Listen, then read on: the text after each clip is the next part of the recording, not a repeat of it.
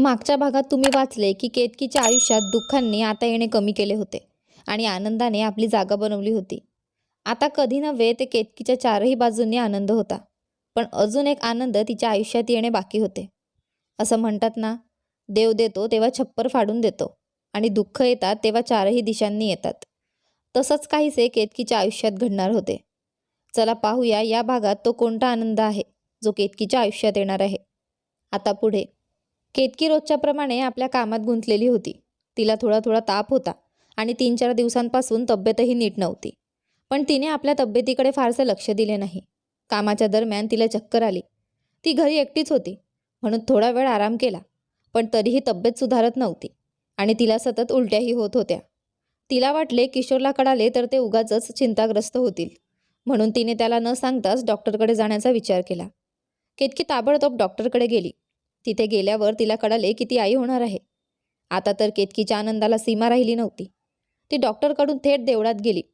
तिथे जाऊन तिने देवाचे आभार मानले आणि तिच्या डोळ्यांतून आनंदाश्रू वाहू लागले. तिला विश्वासच बसत नव्हता की हे सगळं तिच्या आयुष्यात घडत आहे. नंतर केतकी घरी परतली. आज केतकीच्या पावलांना जणू पंखच फुटले होते. ती आनंदाने काम करत होती, हळूच गाणी गुणगुणत होती. आता तिला फक्त किशोरच्या घरी येण्याची वाट पाहायची होती. तिला समजत नव्हते की ही गोड बातमी किशोरला कशी सांगावी. ही बातमी सांगण्याची जितकी उत्सुकता तिला होती, तितकीच लाजही वाटत होती. हे सगळं तिच्यासाठी खूप वेगळे होते आणि ती होतीही फक्त 19 वर्षांची. लहानपणापासून आईशिवाय वाढलेल्या केतकीने घर सांभाळण्याची जबाबदारी उचलली होती. मग पुरुषांच्या वाईट वागणुकीला तोंड दिले आणि त्यातच आपल्या भावालाही गमावले. केतकीच्या आयुष्यात खूप काही घडले होते, जे ती निमूटपणे सहन करत राहिली. रात्र होत होती. किशोर घरी परतला. घरी येताच त्याने केतकीला कंपनीच्या कामानिमित्त बाहेर जाण्याची गोष्ट सांगितली. पण यावेळी केतकीने काहीही उत्तर दिले नाही, कारण तिच्या मनात काहीतरी वेगळेच चालले होते. किशोरने उत्तर न मिळाल्यावर परत तोच प्रश्न विचारला. तेव्हा केतकीने सांगितलं, यावेळी तुम्ही कामासाठी बाहेर जाऊ नका. किशोरने आश्चर्याने विचारले, का? काय झालं? केतकी म्हणाली, काही नाही, माझी तब्येत थोडीशी बरी नाही आहे. किशोर म्हणाला, चालेल, उद्या तुला डॉक्टरकडे घेऊन जातो आणि मग कामावर जाईन. केतकीने हळू आवाजात सांगितले, मी आजच डॉक्टरकडे जाऊन आले आहे. किशोरने केतकीकडे पाहिले आणि विचारले, अच्छा, मग डॉक्टरने काय सांगितले? केतकी हळूच किशोरजवळ गेली, त्याच्या मांडीवर बसली आणि त्याचा हात आपल्या पोटावर ठेवत म्हणाली, डॉक्टर म्हणाले आहेत की तुमच्या बायकोचे पती लवकरच पप्पा होणार आहेत. असं म्हणत ती लाजून किशोरच्या छातीला बिलगली. पण किशोर हे ऐकताच पूर्णपणे हादरला. तो म्हणाला, काय काय? केतकीने पुन्हा हलकं असंच सांगितले, हो, पप्पा. किशोरने तात्काळ केतकीला आपल्या मांडीवरून बाजूला केले आणि म्हणाला, तू उद्याच डॉक्टरकडे जाऊन या मुलाला पाडून टाक. केतकी एकटक किशोरकडे पाहत राहिली. तिला विश्वासच बसत नव्हता की किशोर असं काही म्हणू शकतो. ती त्याच्याजवळ जाऊन म्हणाली, तुम्ही मजाक करताय ना माझ्याशी? तुम्हाला ही बातमी ऐकून आनंद नाही झाला की तुम्ही बाबा होणार आहात? किशोर ही बातमी ऐकून जणू गोंधळून गेला होता. त्याने केतकीला सांगितले, नाही ग, असं काही नाही. मी खूप आनंदी आहे, पण मला आत्ताच मूल नकोय, म्हणून तू उद्याच जाऊन हे मूल पाडून टाक. केतकी अजूनही खूप निरागस होती, पण आई होण्याचे सुख तिच्यासाठी खूप खास होते. ती या सुखाला मुकायचे नाकारत होती. तिने किशोरला मूल नको असण्याचे ठोस कारण विचारले, पण किशोरने फक्त एवढंच सांगितले की मी आता वडील होण्यासाठी तयार नाही. तेव्हा केतकीने ठरवले की किशोर वडील होण्यासाठी तयार नसला तरी काय झाले, ती आई होण्यासाठी तयार आहे. ती ठाम झाली आणि म्हणाली की मी या बाळाला जन्म देणारच. सकाळ झाली. किशोर नाश्ता करण्यासाठी टेबलावर बसला. केतकीने त्याच्यासाठी नाश्ता वाढला. किशोर शांतपणे नाश्ता करत होता. नाश्ता झाल्यावर त्याने केतकीला डॉक्टरकडे जाण्याची वेळ विचारली. केतकी गप्प बसली आणि तिथून निघून आपल्या खोलीत गेली. किशोरला तिचे हे वागणे आवडले नाही. तो तिच्या मागोमाग खोलीत गेला आणि जोरात ओरडून विचारले, तू डॉक्टरकडे किती वाजता जाणार आहेस? त्यावर केतकी म्हणाली, किशोर, तुम्हाला वडील व्हायचे नसेल तर त्याचा अर्थ असा नाही की मला आई व्हायचे नाही आहे. मी या बाळाला जन्म देणार आहे आणि त्याचे पालनपोषण करणार आहे. तुम्हाला जबाबदारी घ्यायची नसेल तर घेऊ नका. मी काम करून हे बाळ वाढवेन, पण मला हे बाळ पाडायला सांगू नका. हे ऐकताच किशोर संतापला. त्याने जवळची काठी उचलली आणि केतकीला मारायला सुरुवात केली. तिचे केस ओढत म्हणाला, तुला या संसाराचे आणि आई होण्याचे भूत लागले आहे ना? ते आज संध्याकाळपर्यंत उतरवतो, नाहीतर संध्याकाळी येऊन मी तुझा सगळा माज उतरवीन. असं म्हणत तो तिथून निघून गेला. केतकी गंभीर जखमी झाली. किशोरचे असे वागणे पाहून ती खूप घाबरली. किशोर गेल्यानंतर केतकी खूप रडली. तिला वाटले, माझ्या बाळाच्या बातमीला फक्त एक दिवसही झाला नाही आणि त्याला संपवायचे फरमान मिळाले. केतकी खूप वेळ रडत राहिली. मग तिने विचार केला, किशोरने माझ्यासाठी खूप काही केले आहे. मला नरकातून काढून सुंदर आयुष्य दिले आहे. कदाचित त्यांना आत्ता मूल नको असेल किंवा त्यांना काही मजबुरी असेल जी ते मला सांगू शकत नाहीत. त्यामुळे मला माझी ही जिद्द सोडून द्यायला हवी.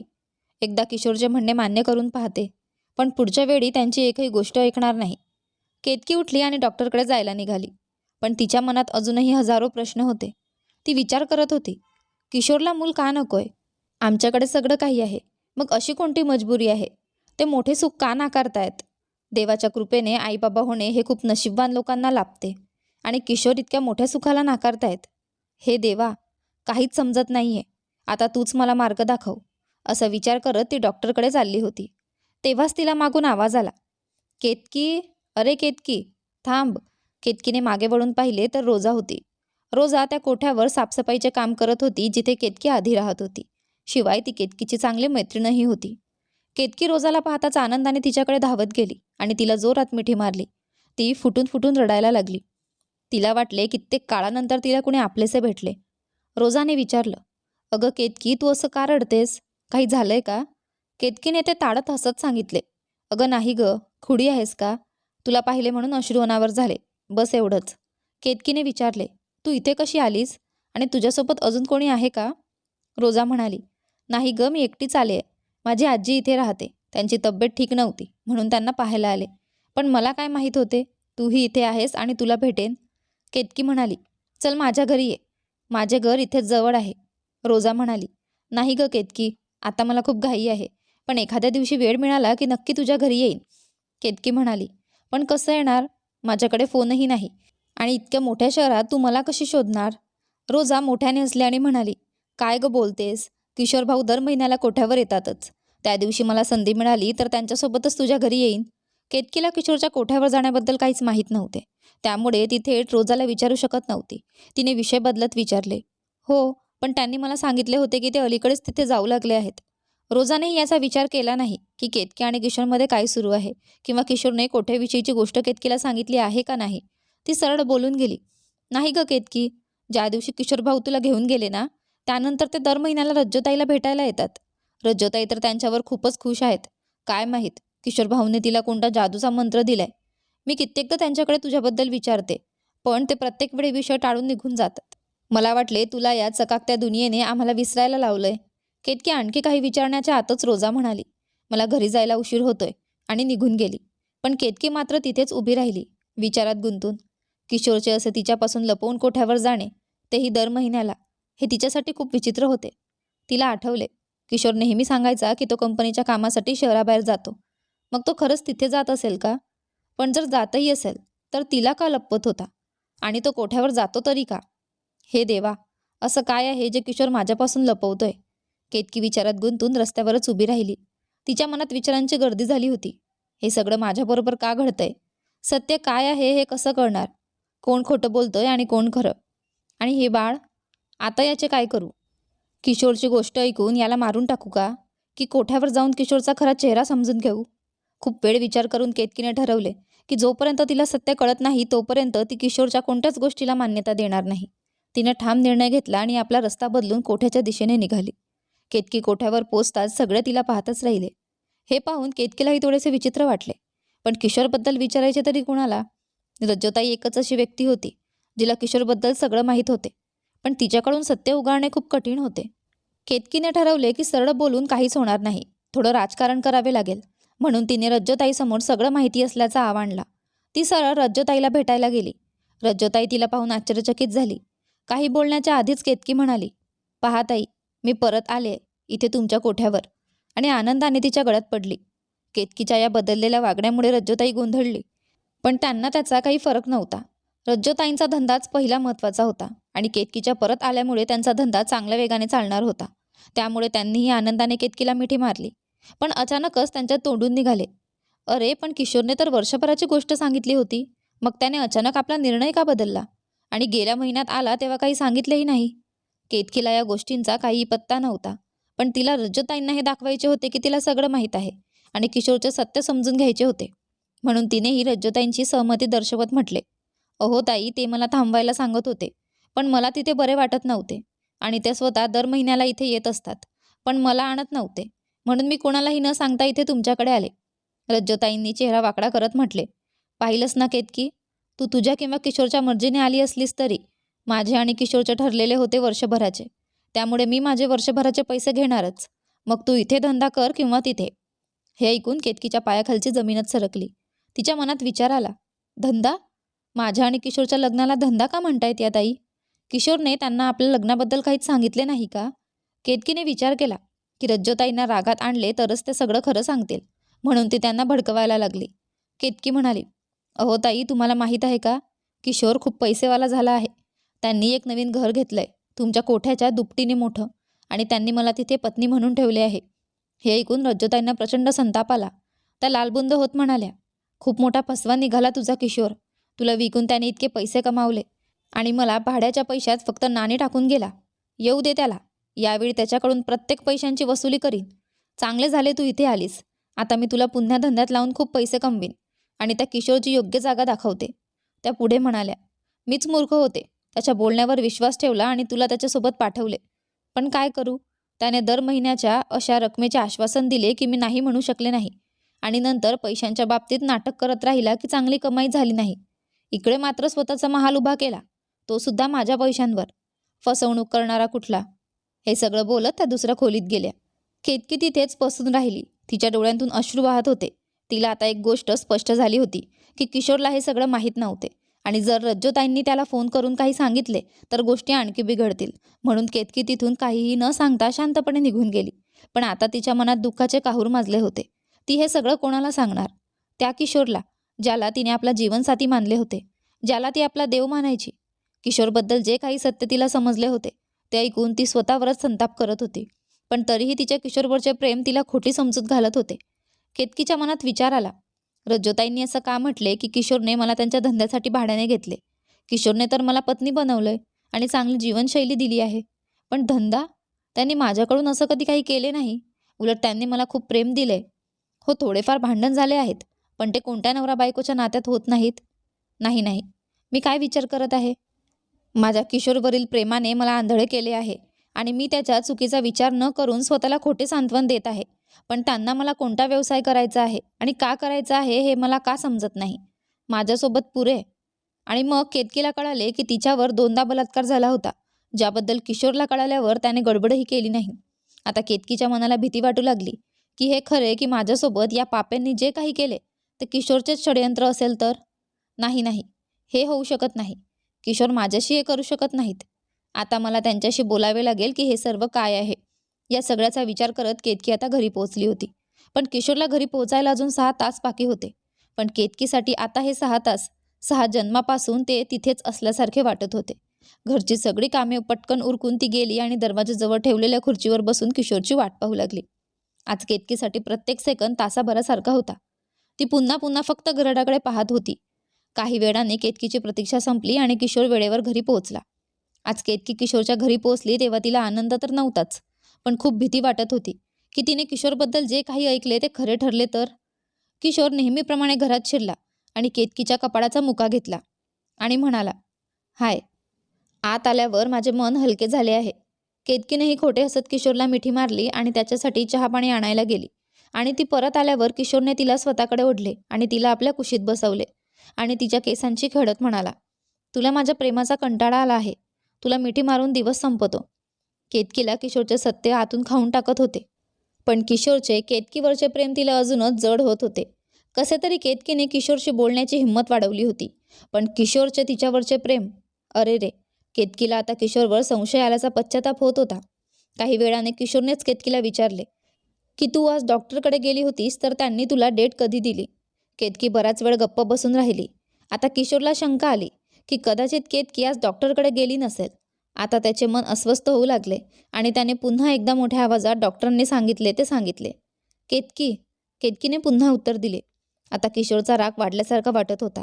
यावेळी त्याने केतकीचा हात घट्ट धरला आणि मी तुला काही मागणार नाही असे सांगितले. मी विचारतोय पण तुला ऐकू येत नाही. किशोरने तिचा हात जोरात धरल्याने केतकीला वेदना होऊ लागल्याने तिने रडतच किशोरने आपला हात सोडावा असे सांगितले. दुखत आहे. परंतु किशोरने हे ऐकून केतकीचा हात अजून जोराने पकडला आणि यावेळी केतकीला हा त्रास सहन झाला नाही. तिने ओरडून किशोरला सांगितले, नाही, नाही गेले मी डॉक्टरकडे आणि नाही पाडणार मी माझे मूल. बस. यामुळे किशोर जणू आपल्यावरूनच बाहेर गेला होता. त्याने केतकीला जोरजोराने मारायला आणि हाणायला सुरुवात केली. त्याने धमकावत सांगितले, जर तू मूल पाडलं नाहीस तर मी तुला मारून टाकेन. आता केतकीच्या सहनशक्तीचा कडेलोट झाला होता. तिच्यात पुन्हा ती जुनी केतकी जागी झाली. तीच केतकी जी 3 वर्षांपूर्वी फक्त 16 वर्षांची होती, जिने स्वतःवर झालेले अत्याचार सहन केले होते. परंतु जेव्हा एका लहान मुलीवर अन्याय होणार होता तेव्हा तिने आपल्या साहेबाचा हत्याराने खून केला होता. आता गोष्ट तिच्या स्वतःच्या मुलाची होती. ती हे कसे सहन करणार? यावेळी केतकीने किशोरला जोरात ढकलले. तो 4-5 पावले मागे गेला आणि संतापाने लालबुंद झाला. पण आता केतकी बोलायला लागली. तिने कोठ्यावर घडलेली सगळी कहाणी सांगितली आणि किशोरचे सत्य जाणून घेण्यासाठी एक खोटे बोलले. तू कधीही माझ्यावर प्रेम केले नाहीस, फक्त माझा उपयोग केला आहेस तुझ्या धंद्यासाठी. आता वेळ किशोरची होती सत्य सांगण्याची. केतकीच्या तोंडून हे ऐकून किशोर रडायला लागला आणि म्हणाला, हे तू काय बोलते आहेस केतकी? तू मला इतका वाईट समजलीस? हेच तुझे माझ्यावरचा विश्वास आहे? हेच तुझे माझ्यावरचे प्रेम आहे? तुझ्यावर अन्याय करणाऱ्या रज्जोताईला तू विसरलीस का, जिच्यामुळे तुझ्या शरीराचे नाजूक भाग गरम चिंट्याने जडवले होते? त्यानंतर तू गप्प झालीस. तिच्या सांगण्यावर विश्वास ठेवून तू माझ्यावर शंका घेत आहेस. आणि मी तुला काय कमी केलंय केतकी? एकदा स्वतःलाच विचार. हे बोलता बोलता किशोरच्या डोळ्यात पाणी आले आणि तो हळूहळू केतकीजवळ जात होता. केतकीही किशोरचे बोलणे ऐकून स्वतःला दोषी समजू लागली की ती कशी गैरांच्या बोलण्यावर विश्वास ठेवून आपल्या किशोरवर शंका घेत होती. दोघे एकमेकांच्या जवळ येत होते. किशोर म्हणाला, हो केतकी, मी तुला मूल पाडायला सांगितले कारण मी अजून बाप बनायला तयार नाही. हे मूल माझ्या कामात अडथळा ठरेल. हे बोलता बोलता किशोर जवळजवळ केतकीच्या खूप जवळ पोचला आणि म्हणाला, मी फक्त एवढं म्हणालो की हे मूल पाडून टाक आणि मी पैसे कमावतो. पण तू माझे ऐकले नाही आणि तुला आता माझे सत्यही समजले आहे. त्यामुळे आता मीच हे मूल मारून टाकतो.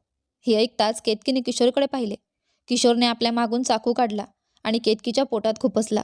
केतकी वेदनेने जमिनीवर पडली आणि किंकाळू लागली. तेव्हा किशोरने आपला खरा रंग दाखवला. तो म्हणाला, तू काय समजलीस की मी एका कोठ्यावर नाचणाऱ्या बाईशी प्रेम करीन आणि तुझ्याशी लग्न करून तुला पत्नीचे स्थान देईन? तू आणि तुझे मूल दोघेही या जगात वाचणार नाहीत. तुझ्या आत्म्याला यातना होऊ नयेत म्हणून मी तुला सत्य सांगतो. माझी बायको आहे आणि माझी 2 मुलंही आहेत, जी गावात आहेत. माझे कुटुंब आहे. आणि तू काय समजलीस की मी तुझ्याशी लग्न करून तुझ्यासोबत कुटुंब बसवेन? अरे तुला मी रज्जोताईकडून भाड्याने घेतलंय. तुला तर मी विकत घेण्यालायकही समजत नाही. पत्नी तर दूरच. मी गावात मजुरी करायचो, पण माझ्या कमाईने माझ्या मुलांना आणि बायकोला चांगले आयुष्य देता यायचे नाही. म्हणून मी कामाच्या शोधात शहरात आलो. पण इथेही काही जमले नाही आणि एका रात्री दारू पिऊन मी तुझ्याकडे आलो. तू सुंदर आहेस, पण पत्नी व्हायला योग्य नाहीस. खूप शोधूनही काम सापडत नव्हते. तेव्हा मी तुझ्याकडे मनोरंजनासाठी यायला लागलो आणि मग बघितले की तुमच्यासोबत फक्त 1 तास घालवायची किती लाईन आहे. आणि जर तू मोकळी नसशील तर लोक लाखो रुपये द्यायला तयार असतात. तर मग मला पण वाटले की तुला सगळी मेहनत का नाही करू द्यायची आणि मी फळ खाईन. त्या दिवसापासून मी तुझ्यावर प्रेम करण्याचा बहाणा केला आणि तू माझ्या नाटकात अडकलीस. पण तुझी ती दोरी खूप धारदार आहे. तू माझ्या खेळात अडकली नाही. म्हणूनच मी पहिल्यांदा तुझ्यासमोर माझ्या प्रेमाची कबुली दिली. पण जेव्हा मी रज्जोलाया हेतूचे बोललो तेव्हा मला कळाले की ती स्त्री फक्त पैशांची भुकेली आहे. म्हणून मी पैशांचे आमिष दाखवून तुला तिच्याकडून भाड्याने घेतले. आता मी थेट म्हणालो असतो की आतापासून तू रज्जोताईसाठी नाही तर माझ्यासाठी आहेस. तुला धंदा करायला जमत नाही म्हणून मी तुझ्याशी लग्न केल्याचे नाटक करून तुला माझ्या चांगुलपणाच्या जाळ्यात अडकवले आणि तू निर्दोषपणे मला तुझा देव मानलास. तर मी एक राक्षस आहे. तुला आठवतंय का? तुझ्यासोबत पहिल्यांदा बलात्कार झालेली व्यक्ती ही माझी ग्राहक होती. मला माहीत होते तू थेट राजी होणार नाहीस, म्हणून मी शहराबाहेर जाण्याचा बहाणा केला आणि माझा माणूस असल्याचा दावा करून त्याला तुझ्याकडे पाठवले आणि त्यासाठी मला चांगली रक्कमही मिळाली. आणि तुझ्यासोबत ही पहिलीच वेळ नव्हती. तुझ्यासोबत आणखी एक बलात्कार झाला, तोही 2 जणांनी. तेही माझेच होते. तुला काय वाटले तू मला सांगशील नाही तर मला कळणार नाही? अरे ही घटना घडवून आणणारा मीच आहे, तेव्हा मला कसं कळणार नाही? आणि जे घर तू पाहत आहेस हे तुझ्याच त्या रात्रीच्या मेहनतीतून आले आहे. पुढे काय झाले ते पाहूया पुढच्या भागात. तोपर्यंत कथा आवडत असेल तर लाईक करा, एक छानशी कमेंट करा, चॅनलला सबस्क्राईब करून नोटिफिकेशन बेल दाबा. धन्यवाद.